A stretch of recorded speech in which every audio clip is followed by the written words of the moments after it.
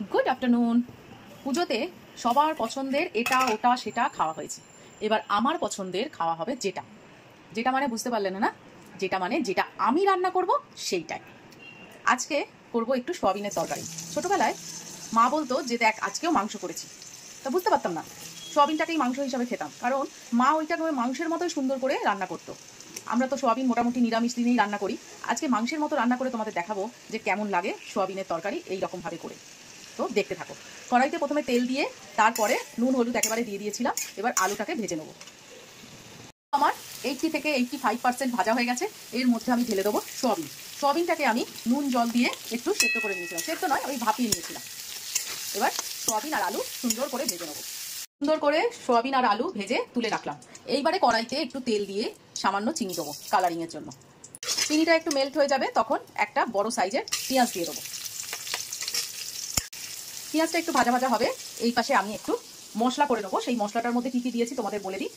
চিরাচরিত কমন মশলাগুলোই দিয়েছি। পেঁয়াজ একটু দিয়েছি সামান্য, টমেটো দিয়েছি একটা বড় সাইজের, কাঁচা লঙ্কা দিয়েছি, আদা রসুন ধনে আর জিরে, এই হচ্ছে আমার মশলা। এটাকে আমি পেস্ট করে নেবো। আমার ভাজা হয়ে গেছে, বেশি ভাজবো না, জানো তো তেতো হয়ে যায় সবসময় বলি।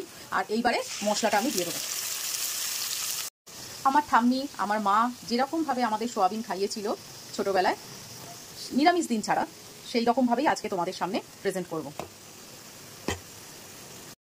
প্রথমে হলুদ দিয়ে দিলাম একটু, তারপরে লবণ দিয়ে দিলাম প্রয়োজন মতো।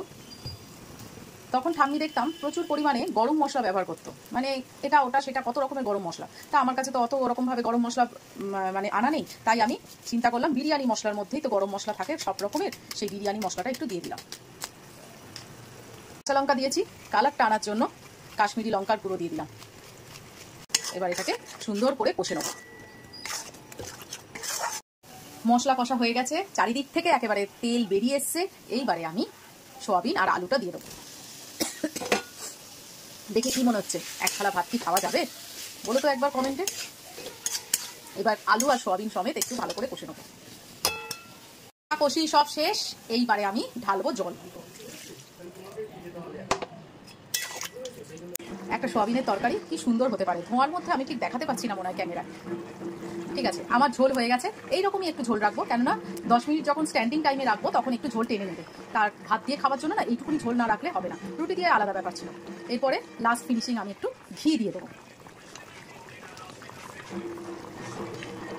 গরম মশলা দিলাম না, কারণ হচ্ছে আমি বিরিয়ানি মশলা যতটুকুই দিই না কেন একটু দিয়েছি তো, আর গরম মশলা দিলাম না। এবার ঘি দিয়ে দিলাম। ও কি সুন্দর গন্ধ। আর এটা না সত্যি বলতে কি একদম মাংসের মতোই খেতে লাগে। মাংস তো হয় না কিন্তু মতো সাবস্টিটিউট। তো এরকম ভাবে রান্না করে খাও আর এনজয় করো একাদশী। টাটা।